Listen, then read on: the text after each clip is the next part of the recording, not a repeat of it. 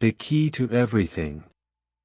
The rain wasn't just falling, it was etching the city in silver, a relentless, whispering downpour that turned neon signs into bleeding watercolors and the streets into black, reflective ribbons.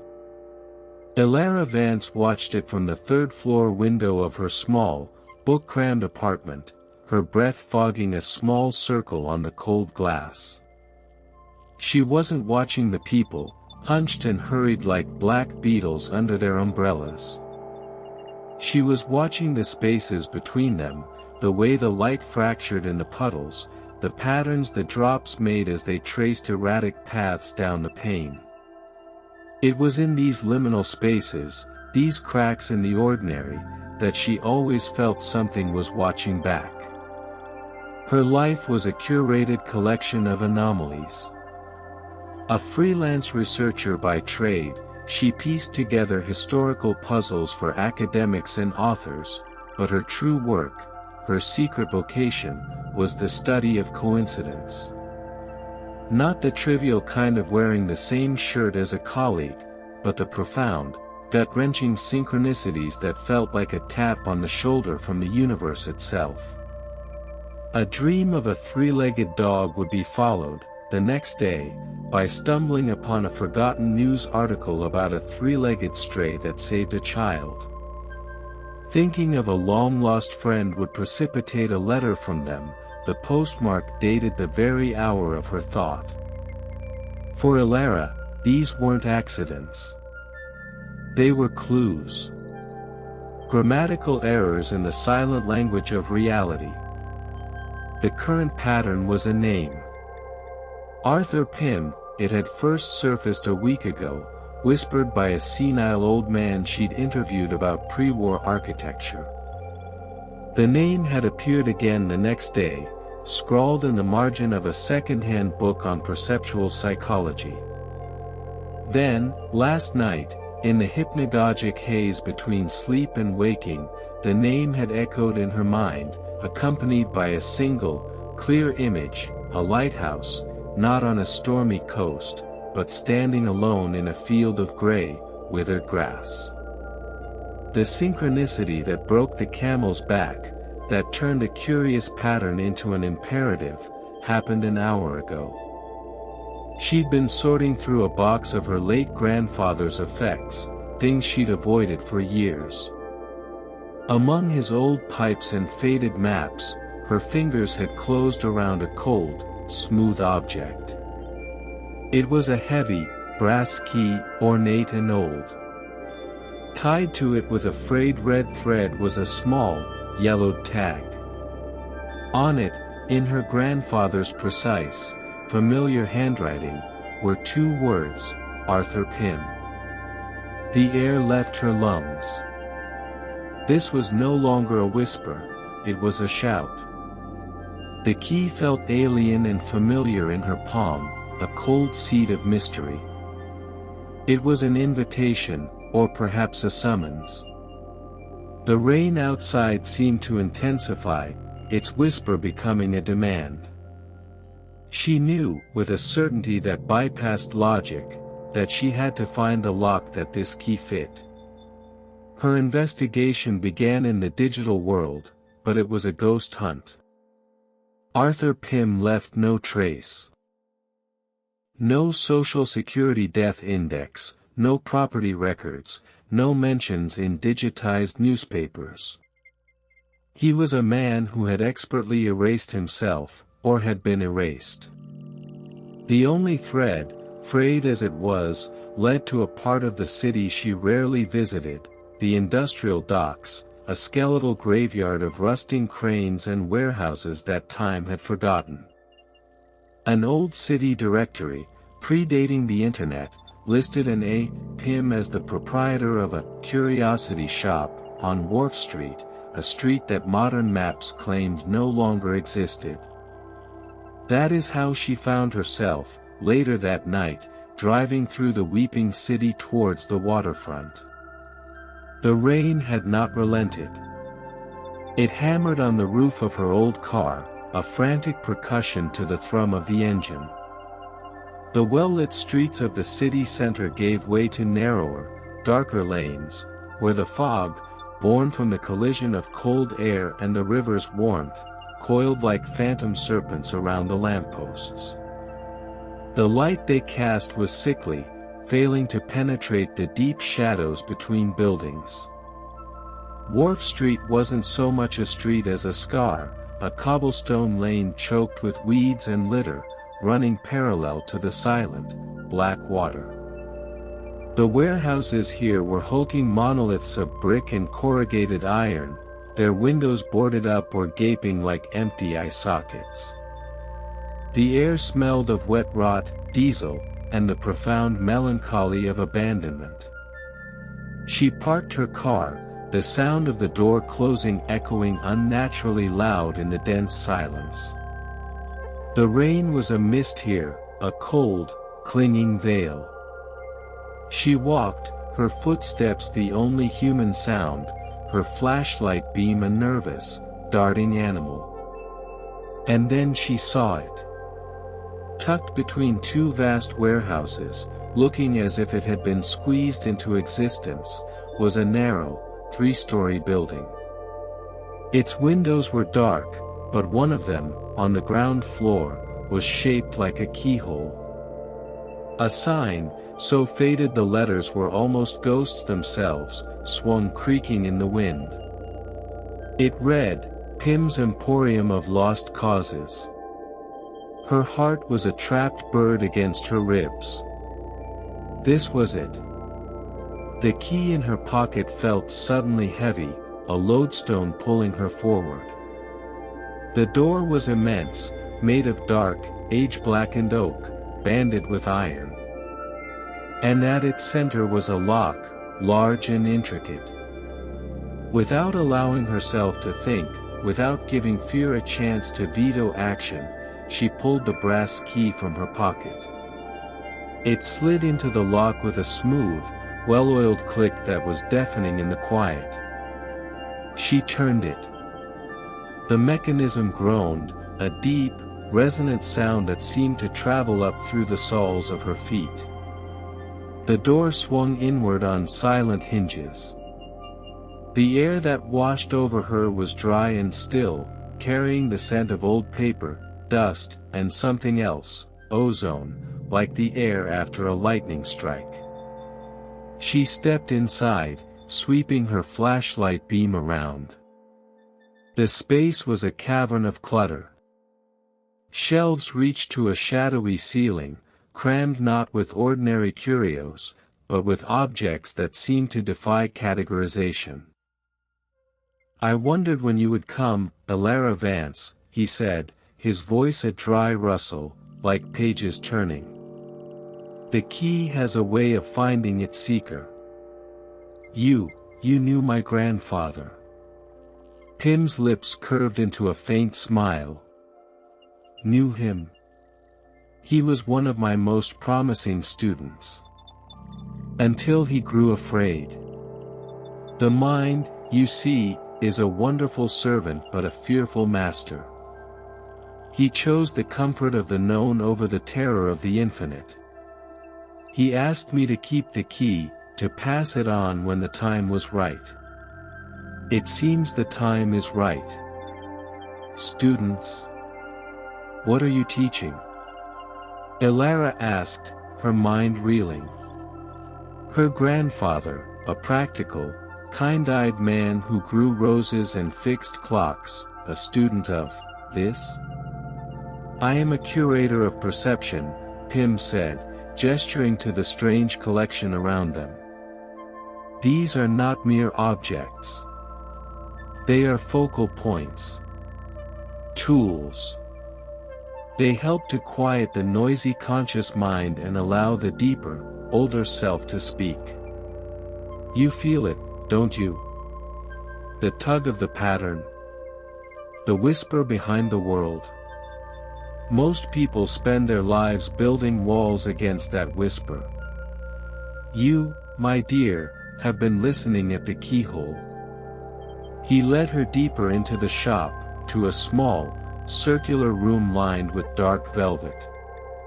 In the center was a single, high-backed chair, and before it, an object resting on a pedestal. It was a sphere of what appeared to be polished obsidian, about the size of a human head. It was perfectly black, absorbing the light around it, creating a pool of deeper darkness. "This is the oculus," Pym said. "It shows you not what is, but what lies beneath what is. The architecture of the subconscious. Your fears, your desires, the hidden connections that bind you to the world. But be warned, Elara. To look into the oculus is to look into a mirror that does not lie. Many see only monsters." A part of her screamed to run, to flee back to the safe, predictable world of rain and neon lights. But the larger part, the seeker, was mesmerized. This was the source of the tap on the shoulder, the answer to a question she had been asking her whole life. She sat in the chair. "Don't try to understand it with your mind," Pym instructed, his voice seeming to come from a great distance. "Let your mind go. Just observe. Breathe." She leaned forward, her gaze falling into the absolute blackness of the sphere. At first, there was nothing. Just an abyss. Then, faintly, pinpricks of light appeared, swirling like distant galaxies. They coalesced, formed patterns, and then the darkness within the sphere was no longer empty. It was a landscape. Her landscape. She saw a vast, gray plain under a bruised twilight sky. It was the field from her dream. And in the center stood the lighthouse, but it was broken, its light dark. Scattered across the plain were figures, frozen in postures of fear and longing. She saw a shadowy version of herself, cowering from a shapeless dread. She saw the face of a man she had loved and lost, his image turning to smoke.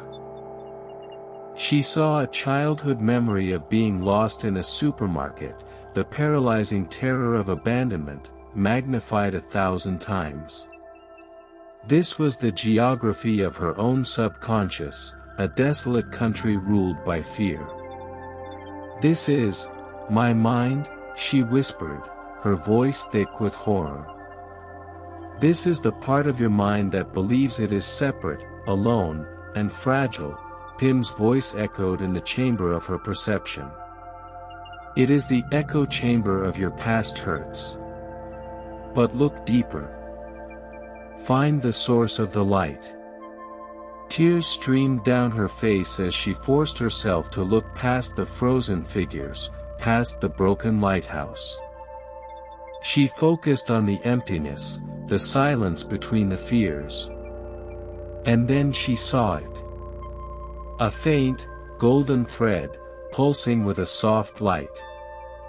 It ran from her own heart, in the vision, out across the plain, connecting to the lost love, to the frightened child, even to the shapeless dread. Then she saw another thread, and another. A vast, luminous web connecting every isolated thing, a network of living light. The gray plain wasn't empty, it was thrumming with this hidden connectivity. The broken lighthouse wasn't the source of light, it was just a structure. The true light was the web itself. The vision shifted. She was no longer an observer but a part of the web. She felt the fear of the child as her own, but also felt the strength of the woman she had become flowing back to comfort it. She felt the pain of the lost love, but understood it as a necessary bend in the river of her life, not a dam.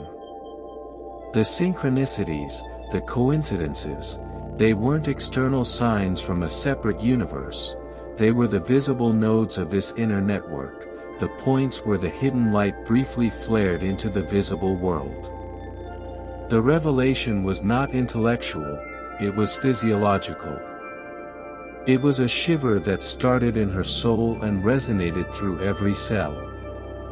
She had spent her life looking for a key outside, in books, in patterns, in mysterious figures like Pym.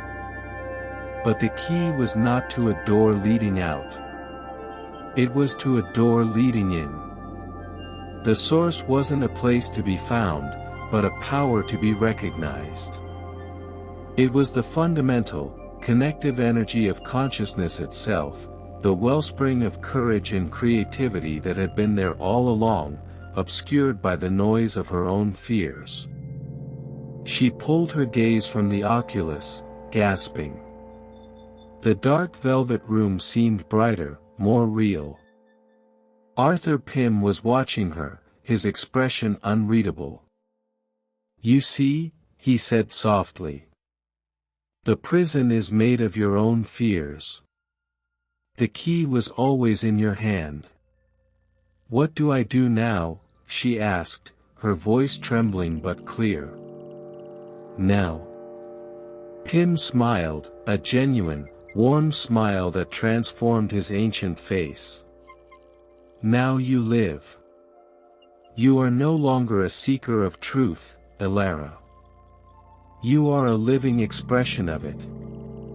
The synchronicities will continue, but you will no longer be their puzzled student. You will be their conscious collaborator. The world will not have changed, but your eyes have. You have seen the web. You can never unsee it." She stood up, feeling lighter, as if a weight she had carried since childhood had dissolved. She walked out of the velvet room, through the cavern of wonders, and back to the heavy oak door. Pym did not follow. She stepped out into the rain-swept night. But the night was different. The rain was no longer a cold, mournful etching, it was a baptism, each drop a liquid crystal reflecting the hidden light of the world.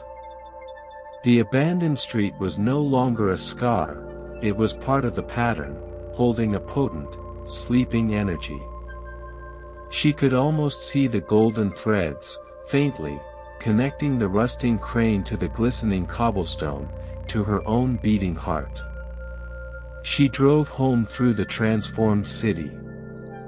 The people under their umbrellas were no longer isolated beetles, they were walking constellations of stories, fears, and loves, each one a node in the magnificent, luminous web. She had come to Wharf Street searching for a lock, for a man, for an answer. She had found instead the master key to the universe, and it had been hidden within her all along. Back in her apartment, she went to the window. The rain was easing. The city lights shimmered on the wet streets, and for a moment, just a moment, they weren't just electric bulbs. They were the visible proof of the invisible web, a billion points of light acknowledging each other in the darkness. Elara Vance placed the brass key on the windowsill. It was no longer a mystery to be solved, but a reminder. A reminder that the most profound investigations are not outward, but inward, and that the ultimate source of strength, wonder, and connection is waiting, silent and immense, in the field of our own consciousness, just waiting for us to turn on the light. If the world feels different to you now, even just a little, if you find yourself noticing the spaces between the rain, or the strange pull of a forgotten memory, then perhaps the key has found you, too. This journey into the hidden architecture of reality is just one of many. There are other seekers, other doors, and other mysteries whispering just beneath the surface of the ordinary. To continue the exploration, make sure you're following this channel. Subscribe, and tap the bell.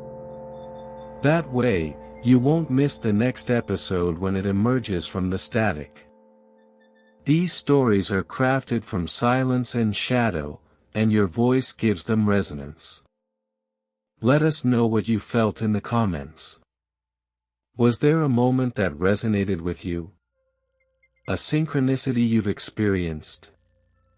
Your thoughts are the final, crucial ingredient, the spark that turns a monologue into a conversation. And if this story lit a candle in your own dark, please give it a like. It's the signal, the flare we send up into the algorithm, showing that there are others out there listening for the whisper behind the world. It helps other seekers find their way here. Thank you for listening. Remember, the pattern is everywhere. You just have to know how to look.